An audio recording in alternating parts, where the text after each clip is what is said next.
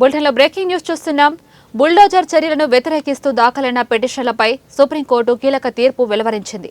అధికారులు ఒక వ్యక్తి దోషి అని చెప్పలేరని వ్యాఖ్యానించింది. అధికారులు న్యాయ వ్యవస్థను భర్తీ చేయలేరని తెలిపింది. వారే జడ్జిలా వ్యవహరించి నిందితు స్థిరాస్తులను కూల్చివేయడం తగదని తెలిపింది. ఏకపక్షంగా బుల్డోజర్ కూల్చివేతలు తగ్గవని హితవు పలికింది. రాష్ట్రాలు అక్కడ పనిచేసే అధికారులు మితిమీరి చర్యలు తీసుకోవద్దని సూచించింది.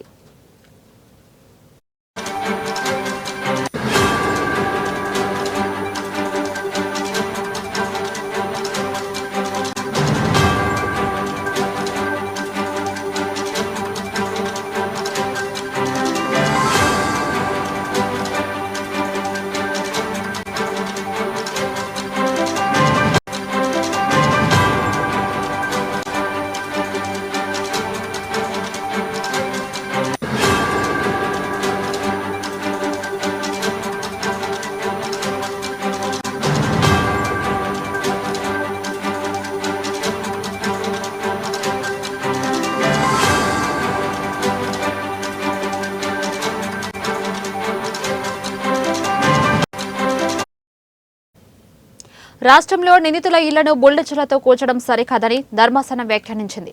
నిందితుల ఇళ్లను కూల్చే అధికారం ప్రభుత్వానికి లేదని స్పష్టం చేసింది. కూల్చివేతలకు మతంతో సంబంధం ఉండకూడదని తెలిపింది. ఇదే సమయంలో దేశవ్యాప్తంగా బుల్డోజర్ యాక్షన్కు మార్గదర్శకాలు జారీ చేసింది. కూల్చివేత ప్రక్రియలో నిబంధనలను ఉల్లంఘించినట్లు తేలితే ఆ ఆస్తి పునరుద్ధరణకు సంబంధించిన పరిహారాన్ని అధికారుల జీతం నుంచి వసూలు చేస్తామని కోర్టు స్పష్టం చేసింది. కోర్టు ఆదేశాలను ఉల్లంఘిస్తే ధిక్కార చర్యలు తీసుకుంటామని ధర్మాసనం హెచ్చరించింది.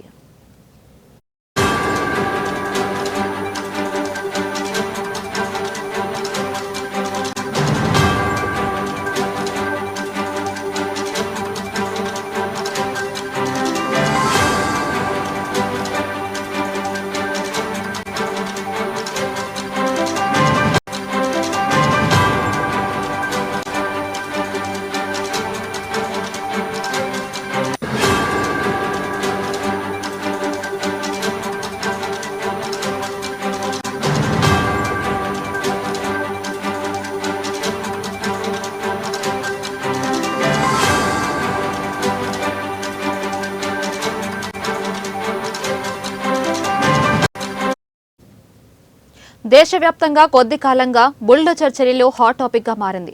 ఇది రాజకీయాల్లో కీలక అంశమైంది. బుల్డోజర్ న్యాయం పేరుతో పలు కేసుల్లో నిందితులుగా ఉన్న వారి ఇళ్లను కూల్చివేసే ప్రక్రియను పలు రాష్ట్ర ప్రభుత్వాలు కొనసాగిస్తున్నాయి.